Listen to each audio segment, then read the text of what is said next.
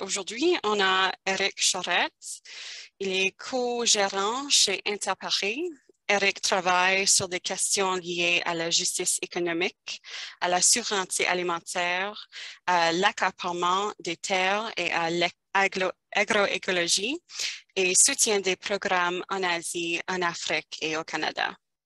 Depuis 2005, date à laquelle il se joint à l'organisation, Eric s'est forcé de renforcer les liens entre les mouvements sociaux pour un changement systémique. Eric a coordonné de multiples échanges d'agriculteurs à agriculteurs, des projets de recherche, action et dirigés par des agriculteurs sur l'accaparement des terres et l'impact des nouvelles technologies dans l'agriculture. Plus récemment, Eric a coordonné les efforts visant à renforcer l'agroécologie dirigée par les femmes en Afrique de l'Ouest afin de favoriser une plus grande égalité des sexes ainsi que la sécurité et la résilience alimentaire. OK, merci beaucoup. Puis j'espère que vous voyez à l'écran. Je viens de partager mon écran. Donc, merci beaucoup pour l'introduction. Félicitations aussi, Thibault, pour une excellente présentation. C'est toujours bien d'être avec toi sur ce panel. Donc, je travaille avec Interpares, qui est une organisation féministe qui promeut la justice sociale au Canada et à l'international. Et Interpares, comme vous le savez, ça veut dire entre égaux, puis ça reflète notre approche de solidarité avec les gens avec qui on travaille au Canada, mais aussi dans les pays du Sud. Puis ces valeurs d'égalité se reflètent aussi à l'intérieur de notre propre organisation. Donc, Interpares est une organisation qui est non hiérarchique. Est-ce qu'on peut faire avancer le slide? Excusez-moi. Ah oui, ça marche. Merci. Donc, c'est une organisation non hiérarchique où on co-gère l'organisation et puis les décisions sont prises par consensus. Donc, pour les curieuses et curieux qui sont là aujourd'hui, non, je n'ai pas de patron, puis il n'y a aucune personne à Interpares qui travaille qui a un patron. Donc, nous réussissons à travailler sans patron et ça fonctionne très bien. Et ça fonctionne comme ça depuis les années 80. Donc, peut-être que les gens peuvent s'en inspirer un peu. C'est un modèle intéressant. Interpares, c'est aussi un allié de très, très longue date de la NFU. Donc, notre première collaboration, je crois que ça a été autour de la People's Food Commission qui remonte au début des années 80. Donc, c'est vraiment un honneur pour moi d'être ici aujourd'hui au congrès de l'UNF avec tous mes amis. C'est vraiment un grand plaisir d'être ici. Puis merci aussi d'être ici avec Thibault. Le travail de vigilance OGM est extrêmement important. Donc, le titre de notre présentation, pour le bien commun, par la solidarité. Donc, c'est un peu comme ça que je voulais approcher le sujet aujourd'hui. Donc, tout comme la NFU, l'Interpares croit en la souveraineté alimentaire et en la promotion de la place cruciale que joue la ferme familiale dans notre système agricole. Nous sommes aussi alliés pour faire avancer l'agroécologie comme mode de production pour nourrir nos populations de façon durable et équitable.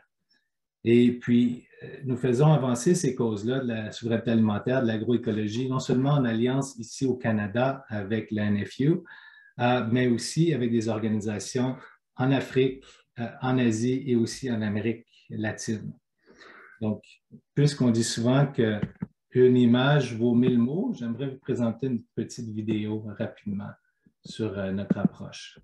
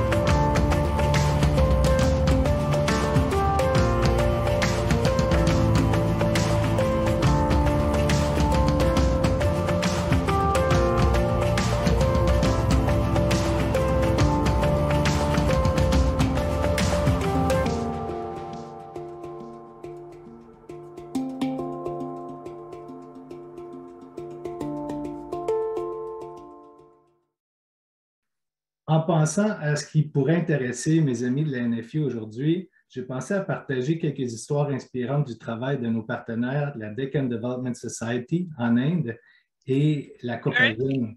Oui. Les diapos non pas là. Ah, OK. Merci. Oui, Okay. c'est sur le lien YouTube. Oui. Oh, non. Donc, vous êtes sur le lien YouTube encore? Non, non, c'est bon. C'est bougé. Ça va? Donc, vous voyez juste le PowerPoint? OK. Je vais juste garder les photos. On n'ira pas voir les vidéos. Donc, ça va?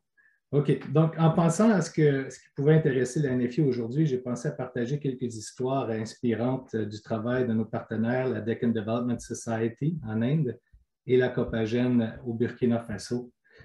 Le Burkina Faso et l'Inde peuvent sembler loin des préoccupations canadiennes et québécoises, mais nous faisons tous face à les mêmes défis, en fait. L'assaut constant contre la ferme familiale et l'effort constant de l'agribusiness à redéfinir l'identité même de celles et ceux qui nous nourrissent comme de simples producteurs. Puis aussi, les efforts continus de libéraliser l'agriculture et de remplacer les systèmes alimentaires locaux et biodiversifiés et résistants au climat par l'agriculture de la Révolution verte. Mais nous pouvons nous inspirer de nombreuses luttes en cours, dont certains couronnés de succès en Inde et en Afrique de l'Ouest, où des agriculteurs et agricultrices solidaires les uns des autres promeuvent activement le bien commun plutôt que le gain privé. Donc, nous nous rendrons en Inde et au Burkina Faso pour vous partager quelques histoires inspirantes. Donc, faites vos valises, on décolle. Donc, la première image que vous voyez ici, c'est Vinoda Midodi, une jeune femme vivant près de Pastapur dans l'État du Telangana, en Inde, et membre de la DDS. Donc, Vinoda cultive plus de 20 variétés de cultures sur son petit lopin de terre de 3 acres. Et comme d'autres agricultrices soutenues par la DDS, elle pratique l'agriculture biodiversifiée, sans engrais, ni pesticides, ni irrigation. Donc, c'est des cultures qui poussent avec la pluie et puis qui sont extrêmement résilientes aux sécheresses. On parle de l'utilisation du sorgho, le mil qui est planté à côté des lentilles, des pois chiches et d'autres espèces. Donc, c'est vraiment très, très diversifié. Puis, grâce à un système de mise en marché collectif, Vinoda partage les frais de transformation et de transport avec les autres membres de la DDS. Donc, en plus d'être une agricultrice fort compétente et une femme d'affaires aguerrie, Vinoda est aussi une star. Elle est primée pour ses modes de production innovants. Et en 2016, malgré une sécheresse qui dévasta beaucoup les fermes de la région, grâce à la biodiversité et ses modes de production, elle a eu une excellente saison, puis elle a même remporté le prix d'excellence agricole dans l'État de Telangana. Donc, le succès de Vinoda, ce n'est pas un succès individuel. Vinoda est membre de la Deccan Development Society, qui est une organisation, une association de 5000 femmes, pour la plupart Dalits, donc ce qu'on dit les intouchables. Donc, une caste extrêmement pauvre en Inde, mais que malgré ce statut social-là, ils ont réussi à accéder à la terre, puis à développer des modes de production agricole extrêmement résilients et de façon écologique, puis aussi des modes de production qui sont très nutritifs. Donc, ce qu'on produit là-bas à cause de la biodiversité et qu'on n'utilise pas d'intrants chimiques, c'est extrêmement nutritif et c'est résilient point de vue environnemental. Donc, chaque année, Vinoda participe à la caravane mobile sur la biodiversité. Donc, c'est un immense festival qui est organisé par la DDS et qui défile d'environ 70 à 75 villages de la zone. Et ça permet aux agricultrices d'échanger leurs connaissances et leurs semences. La caravane culmine en un rassemblement où sont invités dignitaires, ministres de l'Agriculture, personnalités médiatiques et aux différents prix sont offerts aux agricultrices et agriculteurs qui se sont démarqués au courant de l'année. Donc, on fait des agricultrices de vraies héroïnes, puis on fait des gardiennes de semences et de savoir autour de ces semences-là, de véritables héroïnes aussi. Donc, ici, on a une photo de Samama et Chandrama. Donc, ce sont deux femmes qui sont reconnues mondialement pour leur savoir sur la biodiversité agricole. C'est des gardiennes de semences extrêmement importants pour la zone, mais non seulement qu'on les connaît pour ce rôle-là, les élèves dans les écoles au Telangana connaissent ces femmes-là parce que leur rôle, leur importance en termes de gardiennes de savoir et de patrimoine génétique est reconnue. Ça fait partie du curriculum scolaire. Donc, les gens apprennent à valoriser les agricultrices et le rôle qu'elles jouent pour préserver la biodiversité. Donc, en faisant ça, on reconnaît le rôle essentiel que jouent les agricultrices dans l'agriculture, non pas comme de simples productrices ou producteurs qui sont préoccupés seulement par les rendements, mais aussi comme gardiennes des savoirs, comme personnes qui prennent soin de la terre, des sols, des eaux, de la biodiversité. Donc, dans cette zone du sud de l'Inde, on reconnaît les divers rôles essentiels que jouent les agricultrices et les agriculteurs. On les célèbre, on les vénère. Donc, cette caravane, au fil des années, a créé une solidarité entre les villages de la zone. Et quand il faut revendiquer pour défendre leurs droits, ils ont beaucoup plus de force parce qu'ils se mobilisent par milliers et ça a un impact. Par exemple, ils ont réussi à introduire le mil dans le programme national de distribution publique. Le programme de distribution publique, c'est un programme qui est fait pour quand il y a des problèmes de sécurité alimentaire en Inde, on distribue d'habitude du riz et du blé à moindre prix pour que les gens vivant en pauvreté peuvent avoir de quoi manger. Avec la DDS et leur mobilisation, ils ont réussi à introduire le mil et le sorgho aussi dans ce système de distribution. Donc, cette mobilisation année après année a un impact politique. Et grâce à cette caravane, on sensibilise aussi les populations urbaines aux réalités et aux défis de l'agriculture. On donne à celles et ceux qui produisent notre nourriture un visage et un nom.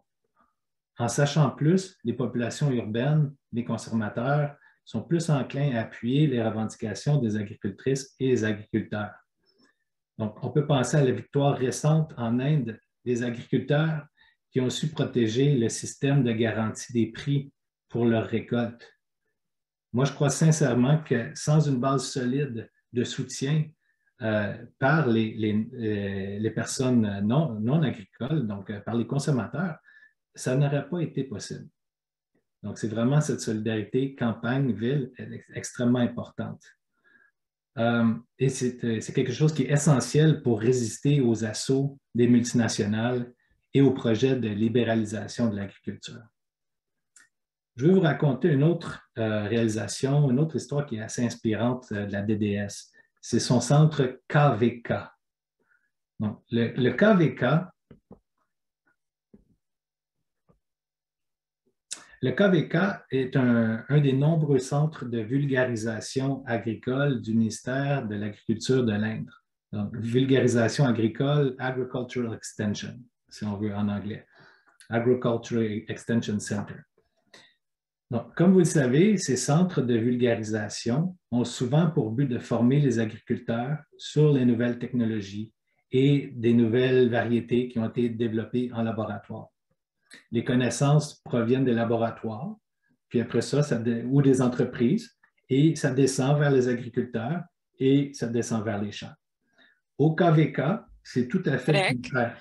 Oui. Je m'excuse. Il y reste 5 minutes. OK, merci. Donc, au KVK, c'est tout le contraire qui se passe.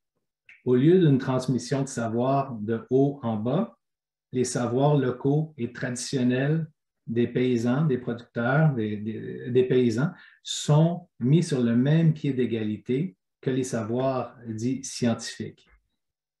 Et grâce aux réalisations incroyables des agricultrices de la DDS, le gouvernement indien a accepté de céder la gestion de ce centre de vulgarisation à la DDS.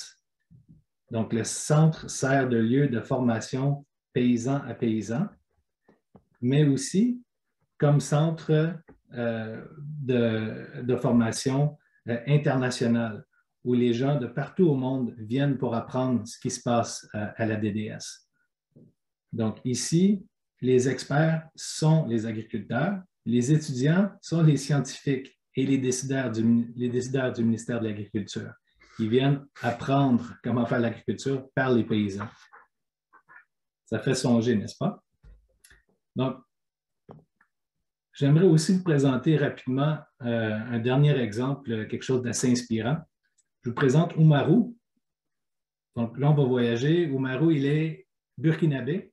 Donc, on est au Burkina Faso. Et Oumarou est un paysan, mais c'est aussi un producteur de coton. Et il est aussi producteur-chercheur. Puis, lors d'un voyage qu'on a organisé en Inde, où on a invité des producteurs de coton de l'Afrique de l'Ouest à venir voir ce qui se passait en Inde, Oumarou a été vraiment choqué par ce qu'il a vu, parce qu'il y avait beaucoup de suicides de fermiers en Inde, dans la zone où on avait visité. Et ces suicides de fermiers, c'était vraiment lié à la production de coton et le coton transgénique, le coton BT. Et il s'inquiétait beaucoup de ça, parce qu'au Burkina Faso aussi, ils avaient planté le coton BT. Et alors, il s'est dit, ce qui se passe en Inde, je ne veux pas que ça se passe chez nous. Alors, il a travaillé avec un réseau qui s'appelle la Copagène, qui est un réseau présent dans 8 pays à travers l'Afrique de l'Ouest. Et la méthodologie, c'était de responsabiliser les producteurs comme des producteurs-chercheurs, leur donner un peu de formation pour qu'ils puissent écrire à chaque jour lorsqu'ils partent dans leur champ et ce qu'ils voient, ce qu'ils constatent, noter combien ils dépensent pour les semences, comment sont les rendements, quel impact a le coton BT sur l'environnement, sur la biodiversité, tout ça. Puis, sur cette base-là, il y a environ 200 producteurs-chercheurs qui ont fait une analyse de la situation du coton BT au Burkina Faso. C'était la première recherche indépendante sur le coton transgénique qui avait été réalisée au Burkina Faso. Il y avait bien sûr des études qui étaient faites par Monsanto, mais comme étude indépendante, c'était la première. Les constats de cette étude-là ont été accablants. Donc, on a constaté une baisse de rendement. On a constaté que la qualité de la fibre est inférieure à la fibre du coton conventionnel ou biologique. Et on a constaté aussi le coût des semences qui est extrêmement élevé, 18 fois plus élevé que les semences conventionnelles. L'étude a été publiée et ça l'a fait couler beaucoup d'encre au Burkina Faso. Et le temps a donné raison aux producteurs parce que quelques années plus tard, les entreprises qui achetaient le coton du Burkina Faso ont dit que la fibre était, le coton transgénique, la fibre était trop inférieure, on ne veut pas en acheter. Alors, ils ont demandé aux producteurs de ne planter que du conventionnel ou du biologique. Donc, il faut se demander, quand on dit quelle force qu'a un producteur de coton burkinabé contre une multinationale comme Monsanto, mais comme le démontre cette histoire, il a de la force s'il a le courage de questionner, de chercher et de trouver. Donc, alors qu'au Canada, on voit une augmentation constante d'utilisation de pesticides depuis l'adoption des OGM, il me semble qu'il serait aussi grand temps d'avoir des études indépendantes et que l'expertise de nos agricultrices et nos agriculteurs doivent être mis à contribution dans ces processus de recherche. Il est aussi grand temps que les recherches scientifiques soient au service de l'agriculture familiale et non au service des multinationales. Donc, Interpares continuera à appuyer la DDS, la Copagène et la NFU pour pousser en ce sens. Puis ensemble, comme ces femmes courageuses du Telangana, ou comme ces paysans du Burkina, nous pouvons agir avec force pour le bien commun. Merci beaucoup.